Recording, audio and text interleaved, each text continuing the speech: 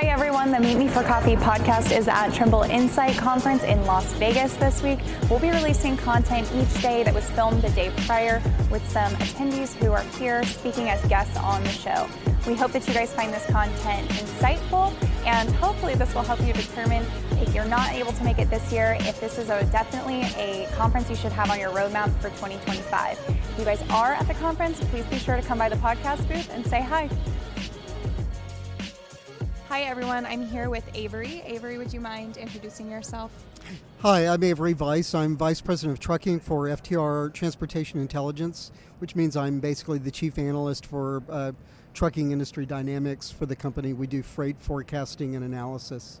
Well, Avery, I am a huge fan of your work, and I always enjoy catching up on your podcast releases and the information that FTR releases, especially whenever I'm working on my truckload market update report each month. And I saw that you have a session today here at Insight. You are going to be talking about the state of the full truckload market, economics, and what's going on. So I'd love to ask you if you could share kind of a high-level recap of that, because we'll be releasing this tomorrow, so people would be able to maybe hear a little bit of what they missed if they weren't here. Sure. Well, I always want to make sure people regret not having come to my session. So it's really a three-part presentation. First part is really doing a sort of a quick overview of the economic drivers behind freight, primarily the two main ones, industrial and consumer, and showing some things that maybe not people are not really focusing on. In terms of if they look at the top line numbers, sometimes they can be deceiving to the upside or the downside. So I'm going to talk a little bit about that. Then really the core of my presentation will be what is our outlook for truck freight, what the spot market is doing and what it's signaling, and especially capacity, because that's really been the wild card over the last couple of years. And so a lot of my time will be spent getting into that and really showing that we are still in an overcapacity situation, but getting closer and closer to a balance between capacity and supply, which of course carriers need in order to get some kind of rate, return of investment, and so on. And then finally, very briefly, I'll just look at a few, really I think only 3 or 4 issues to watch that may not occur to people in terms of what could change the market.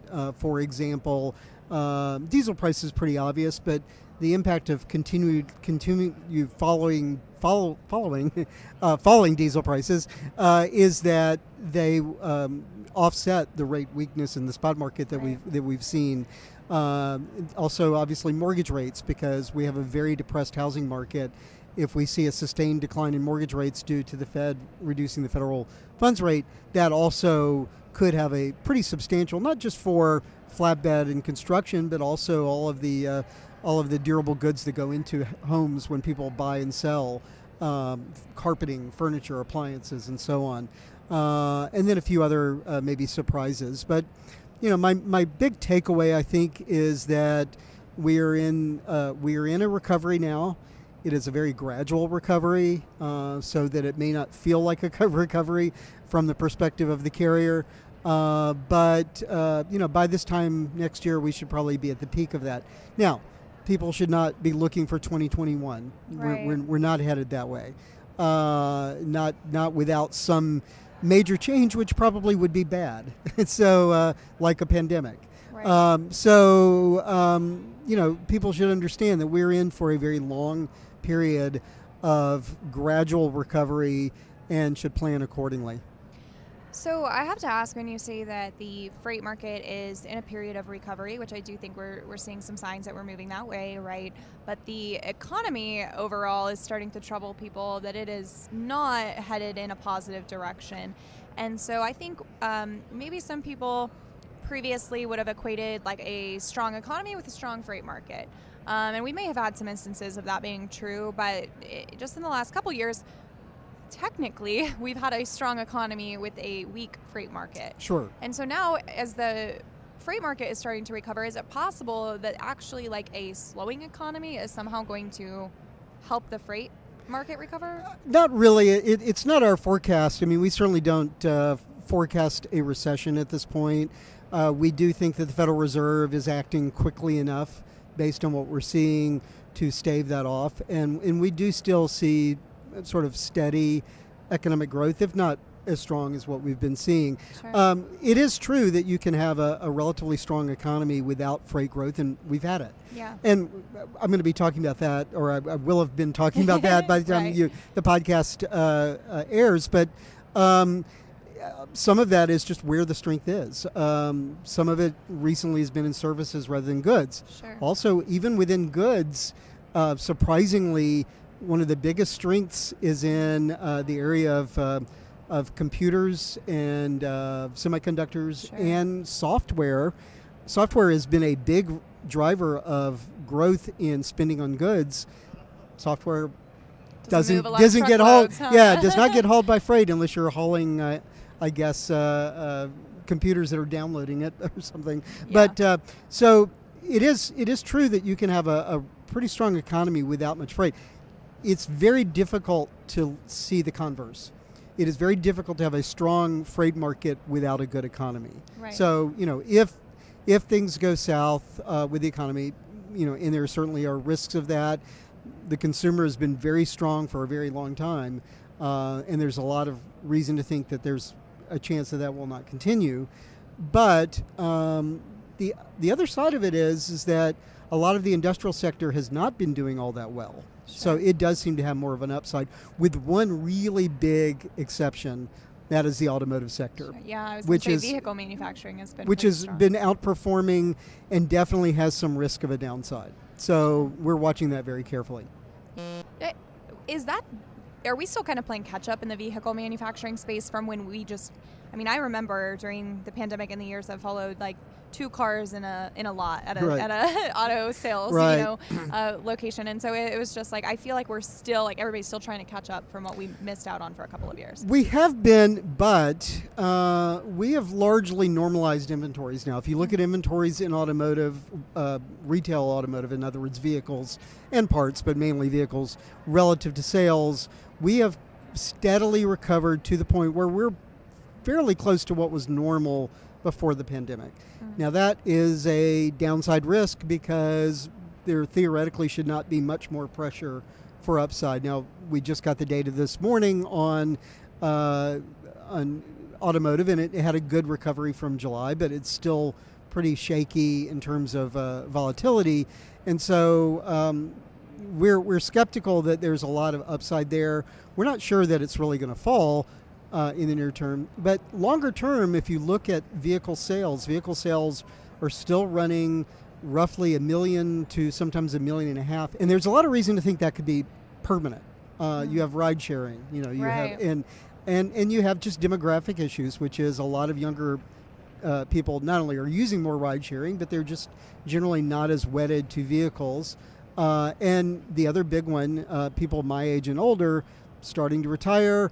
A lot of people a lot older than me are on their last vehicle. Their next move will be into assisted living, and that's the baby boom generation. And so as we look ahead, we probably don't need quite as many vehicles as we Right. used to have. So it's an interesting situation, and it's still dynamic, but I do believe that we are looking at more of a downside risk, that we'll have lower automotive production than the notion that we're just going to keep going up and up and up. Right.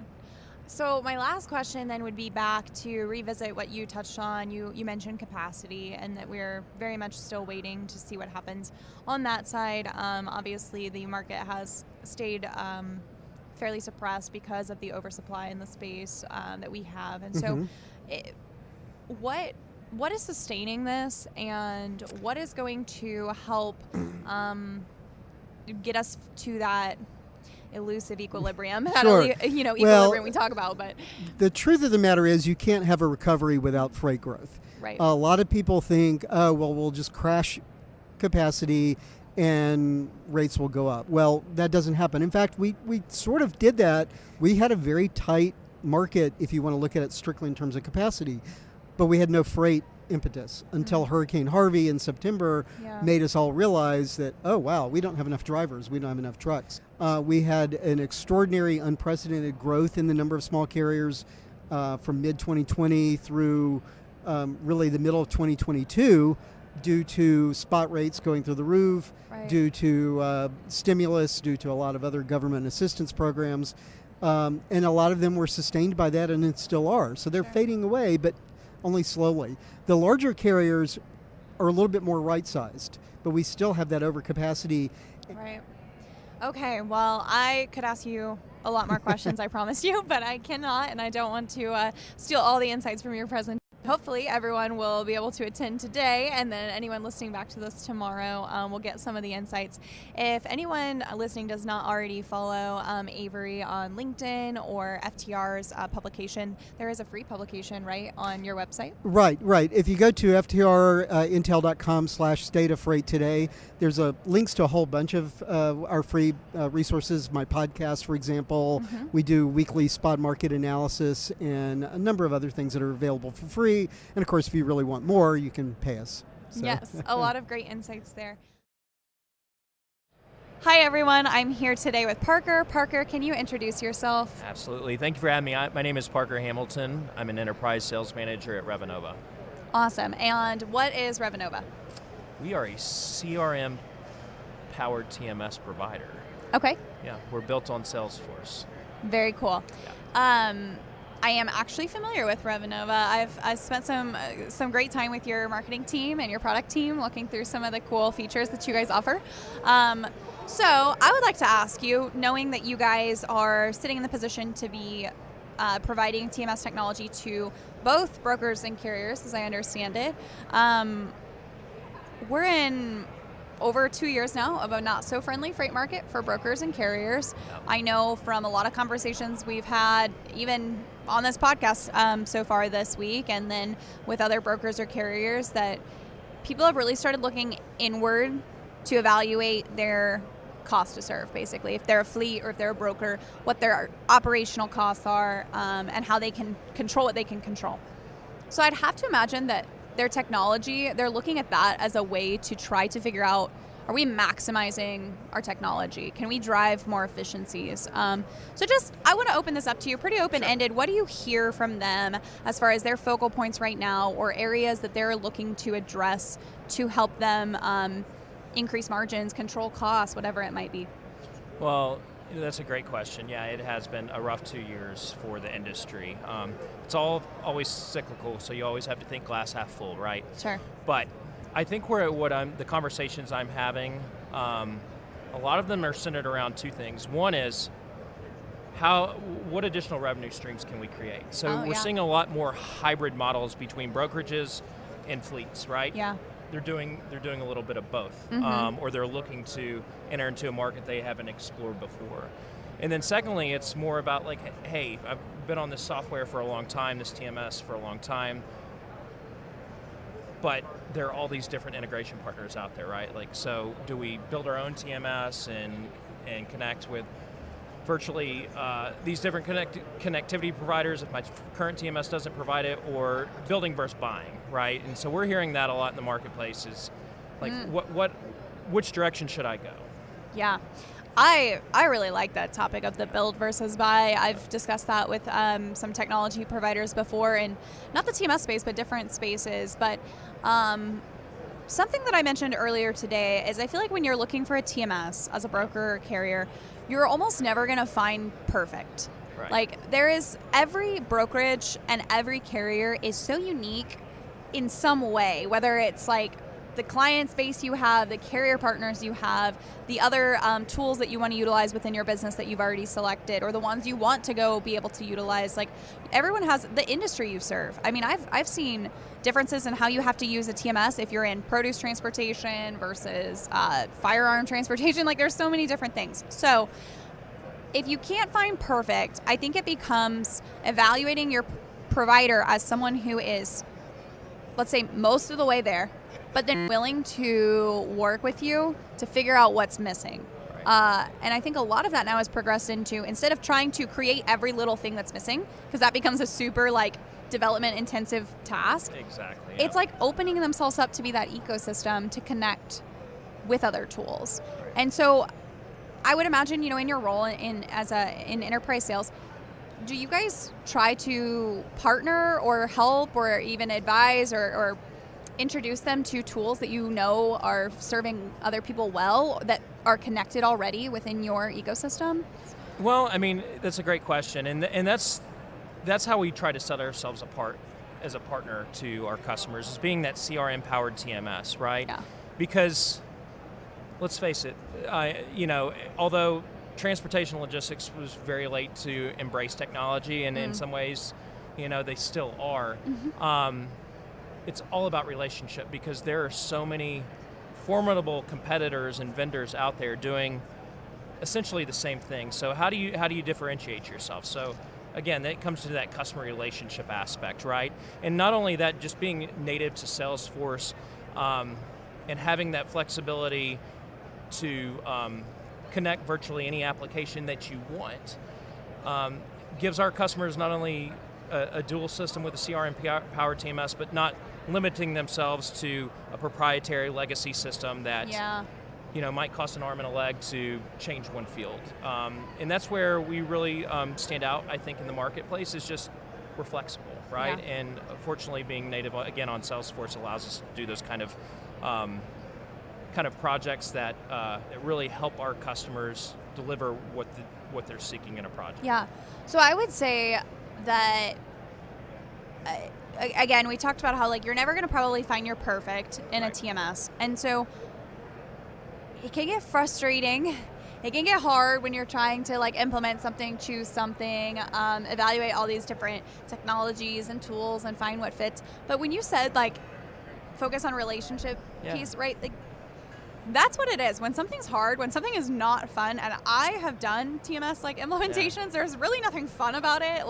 It could be maybe exciting for the end goal is exciting, right? But the process is never oh, I can't wait for this. So having someone that you really feel is going to partner with you and have your back through that process is probably pretty big. And even just in the early stages and figuring it out, or maybe once you're already a client, and figuring out, there's all these tools out there now that I need to be able to consider, and all right, should I plug them in? Should I not? Just having someone you feel I can go to them, I can talk to them, we can work through this together and evaluate the pros and cons. Yeah. That's huge, and I think that's not at all an option anymore if you want to be able to succeed in the technology space. Oh, absolutely. You've got to be flexible, and you've got to be willing to adapt to a prospective customer's needs, right? Longer the days are this is what you're going to get. This is our out-of-the-box solution, take it or leave it. If you really want to be a partner, you've got to understand, as this industry continues to evolve and more technology vendors enter into this space, tech stacks get more and more complex, as do supply chains, right? And you've got to be willing to adapt, and you've got to be creative to stay in a position as a premier TMS solution provider. Right. Well, I do have one last question for you. How many years have you attended Trimble Insight? It's actually my first year. Okay, cool. So this is your first year. What has been your favorite part so far, or what has stood out to you? Yeah, I mean, Trimble's done an incredible job of putting this show together. What have been really impressed with is the amount of sessions. I mean, there's a little bit of something for everybody, right? And the amount of people that are participating it's really great to see. It's a first-class event. Awesome. Well, thank you so much for coming on the show and sharing absolutely. some of your insights and thoughts. I appreciate you joining me. Yeah, thank you. Hi, everyone. I am here with Dr. Gina. Dr. Gina, would you mind introducing yourself? Yes. Hi, I'm Dr. Gina Anderson. I'm the CEO of Luma Brighter Learning. Okay, what is Luma Brighter Learning? Yeah, so Luma Brighter Learning is a learning company, and we really study the mind and the heart of learning. I love this. I was not expecting to run into you here at this event. Yeah. And so I had to ask a couple of questions, and I definitely want our listeners to hear the same answer I got before we started this recording. And so can you help us understand what is learning? When you're saying learning, what is the difference between learning or education or training? Yeah, absolutely. So learning is really about studying the science of the mind. So I'm a learning scientist, so really looking at the mind and how it actually functions and works with the chemicals that are going on in our brains. And when you think of education, all of us have gone to school. Right. And so hopefully the teachers, their training was based on the science of our minds. Training is usually a one-time event. Like, think about taking a fleet out. I actually had this happen. I went out to a refrigerated fleet, and you take someone out there one time to see something. It's a one-time event, and it's usually done in person to show someone something. And then content providers are basically like our phones, or sending out a video or just information, and we're all kind of information overloaded at this point, but that's what content providers. So science is really the foundation of changing behaviors. Okay, and so when we're talking about learning in fleets, because that's primarily you guys are working with in carrier fleets, what is it that these fleets are wanting to help their people learn? Yeah, well, really you want a driver in the situation where their truck is on fire or something urgent is happening. You want them to remember that information in the moment that they need to remember it. They're not going to be able to pull up their phone, search a database, ask chat, what do I do in this emergency situation? You want them to be able to use information processing to recall the information. So everything we do at Luma is based on information science and information processing, so that fleets can help any user, whether it's a dock worker, a warehouse worker, leaders, remember the information, because our mind wanders, and hopefully people's minds aren't wandering right now, but within 8 seconds, and it's even getting less. So you have to get somebody's attention, and then you have to help them remember the information. So it's not just about hearing it once, or even like passing a quiz. So I think about this was probably not good for me, but since the time I've been in high school, I was that person who could show up to English and be like, oh, darn, today is our vocabulary test. And it'd be like, what are the definitions of these words? And I would just like read it for 5 minutes straight, and my mind could instantly retain that. I'd get 100%, and probably literally 3 hours later, I wouldn't have been able to pass that test again. Absolutely. And so I know that there's probably people out there like me who can learn like that, but we're probably not learning, right? We're short-term memorizing something. Absolutely. I love that you brought that example up, because there's science around this in terms of the amount of information you can remember over time. It's an Ebbinghaus, and there's so much debate in neuroscience about how much do you remember. Every hour that you are engaged with content after you learn something, you forget. And so this idea of making it meaningful, authentic learning is so important. Think about this. I could send you out content and tell you, like, don't drive distracted. We all know not to drive distracted, but just because you know that doesn't mean you're going to change your behavior. So really what we want to do is tap into psychology and make it authentic and meaningful for you, so those vocabulary words that you learned have true meaning to what your life is going to need and what you want to use it for, right? So tapping into that is so critical. Right. And so helping these, I mean, okay, so the thing is, when we're talking about teaching or learning or training, when we're talking about drivers, it's usually something that really is very important. We're talking about like driver safety, keeping lives protected. And so it is almost crazy that these things become like mundane. Sit in a classroom, like I've witnessed like go in the room, click the TV, watch the 40-minute film, and then come out and tell me you did it. I've seen that. And so it's like there is no way that we are like actually learning through that. Checking a box. I mean, this is why I entered into the industry over 10 years ago, because my passion is really helping them save their life. I mean, I watched orientation classes where drivers are put into a room for 8 hours a day, for 5 days in a row, and then they're given keys to trucks, semi-trucks. It could kill all of our families or any of us, and that's what they're doing. And it's like, why not tap into science to truly help them remember the content so you don't get cognitive overload? They're not going to remember that. We know that. It's just not. So, And I always think about, too, I'm in consulting, and I have some carriers, and the number one thing that shippers or brokers are looking at is what is their driver safety scores? Like what is their, how many accidents have they been involved in? How many inspections are they passing or failing?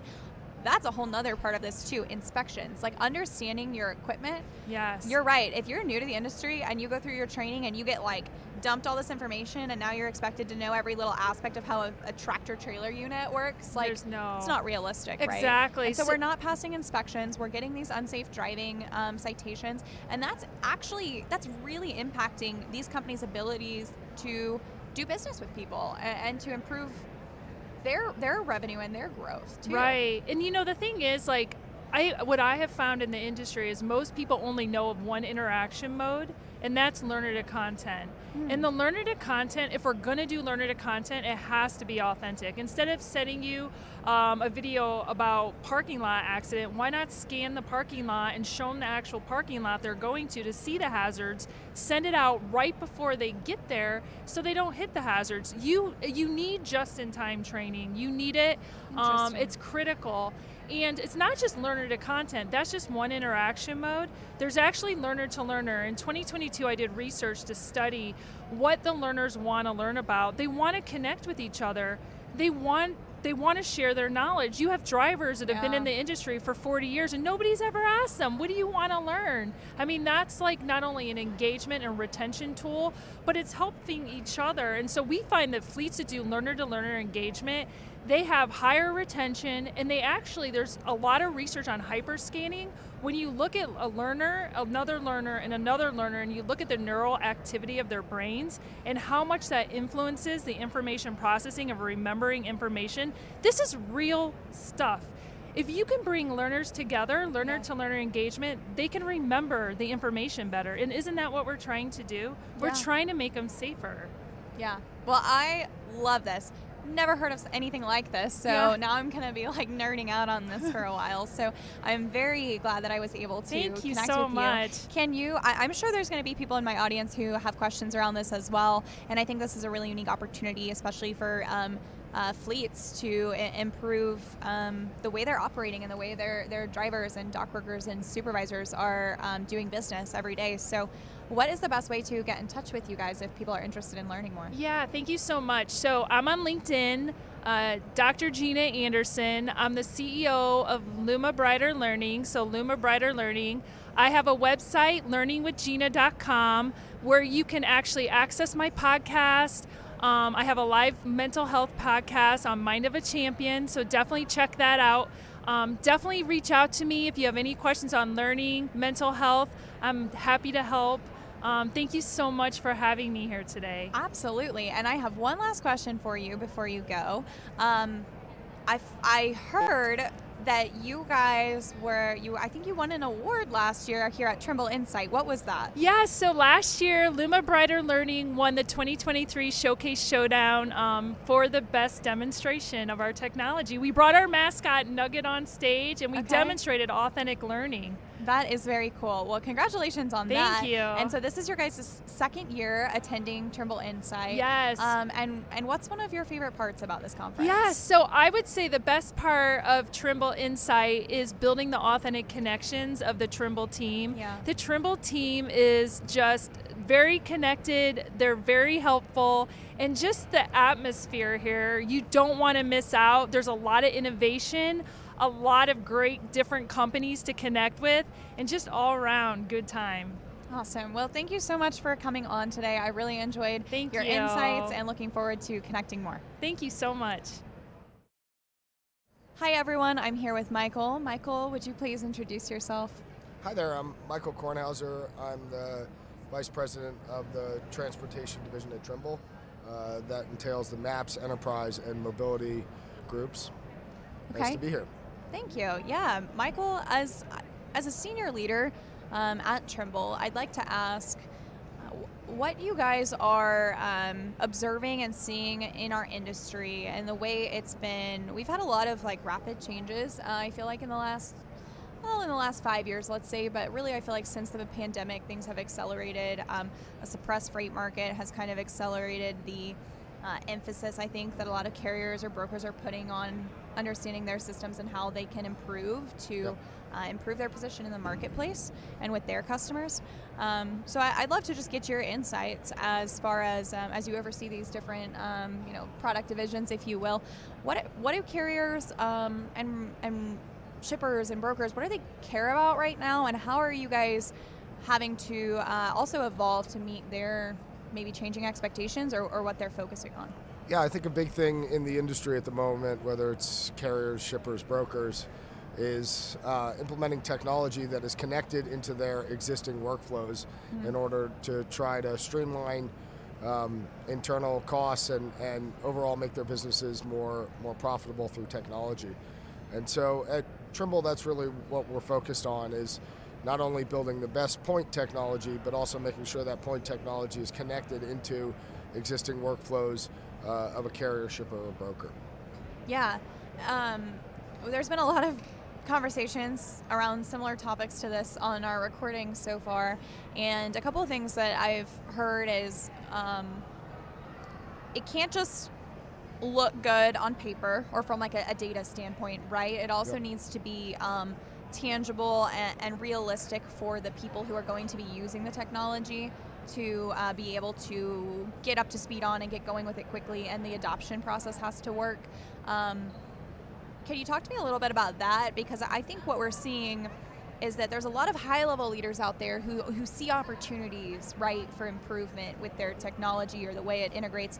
But then the challenge has also become like how they're going to roll that out and how they're going to make sure that it's, I guess, user-friendly for their team. So how are you guys trying to navigate that with your clients as well? Yeah, I mean, I think change management is a big topic from that perspective. And how do we roll out technology that not only users or personas have to use, but that they love to use, and I think that makes the change management process a lot easier. And so at Trimble, we've learned from our customers that, again, you can build the best point technology or point feature, but unless it's integrated into the existing workflows of the user, it doesn't add very much value. And so that's really what we're focused on, not, again, on one hand, building the best point technology, but on the other hand, really integrating that into their everyday workflow, with a persona-based view on what what the user does on a daily basis, and how do you integrate that into their workflow? How do you create a situation where there's not this swivel chair of going from one application to another application to another application to do your various tasks, integrating them all together into one workflow, so it's kind of seamless for the user. I think that's an important part of creating customer delight and creating features, functionalities, and applications that customers love to use.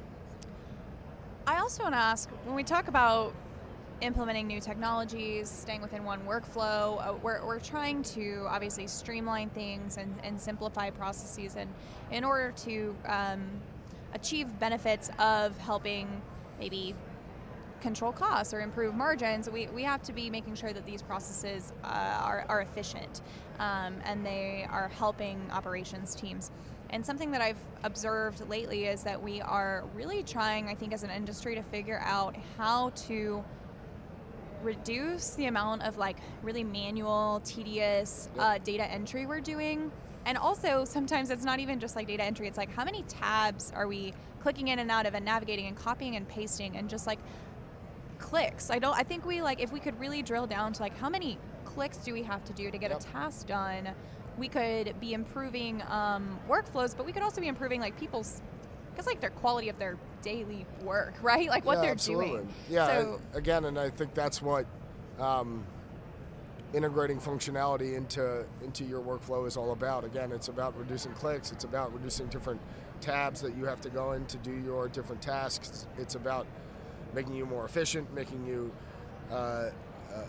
providing functionality that again that you love to use, not that you have to use. And so again, I go back to we can create the best point technology, the best point features, the best point products, but if they're not integrated into the the workflow of the user, then it's difficult for them to add value to that user, and creates a difficult kind of implementation process. It makes change management much harder, and overall doesn't have the return on investment that the carrier, shipper, or broker is looking for when they invest in technology. Have you noticed any differences right now in what, say, like a carrier is focused on versus maybe a broker or a shipper? Is there any like certain? I mean, I know that people have been saying for a long time that this market has been particularly hardest on carriers, and it's getting less friendly on our brokers as well. But I mean, it's been we've been over 2 years, right, of carriers trying to figure this out. So what's different about their needs right now versus a broker or shipper, or is it all still pretty similar? Well, I mean, I think from a high level the needs are similar, but I think that the down freight market only exacerbates the needs on a carrier to streamline their processes, to make their jobs more efficient, to reduce IT costs that they have by hosting things on premise versus in the cloud, that type of stuff. I think I talked a little bit yesterday in my keynote about cybersecurity. I believe that this industry is under attack. Yeah. And it's incumbent on all of the players in the industry to work together to fight against that attack. And so I think that technology needs to be a key part of that, moving technology from on-premise into the cloud, leveraging the investment that not only Trimble makes, but others like Microsoft make in cybersecurity. And I think that, again, cybersecurity or defending against cyber attacks is a team sport. It's everybody, whether they be the shipper, the carrier, the broker, the application provider. Maybe it's two competing application providers. At the end of the day, we all need to work together to fight against these cyber attacks, these bad actors that are trying to infiltrate the transportation industry. And I think that the transportation industry is extremely important to the economy of the world. Right. And for us here in North America, we're responsible for moving the goods that go on your shelves, that arrive on your doorstep, and that's an attractive target for a bad actor to disrupt that. And so, excuse me, we need to work together to defend against that. Absolutely. Well, Michael, thank you so much for sharing your insights with us today. I have one last question for you. Well, we'll make it a two-part. How many Trimble Insights have you attended? So I've attended, I would call it all of the Trimble Insights from the inception of this conference, and then many of the predecessor conferences. In years past, like I mentioned, I'm responsible for the enterprise maps and mobility divisions at Trimble. We all used to have our own conferences, and about 8 years ago, we brought them together under the Insight umbrella, and it's an annual thing for me, and it's fun to see colleagues, to see customers, to see competitors all in one space, again, trying to solve problems for our customers. Yes, awesome. Well, you answered my second part of that question right there at the end. I was going to ask what you enjoyed most about it, but you beat me to it. Yeah, so. Again, it's about connecting with those partners, with other colleagues that we don't get to see as much these days as there's more remote working, and ultimately connecting with customers and understanding their problems and doing what we can to work together to solve them. Well, Michael, thank you so much for joining me on the show today. I really enjoyed having you. Thank you for having me. It was a lot of fun.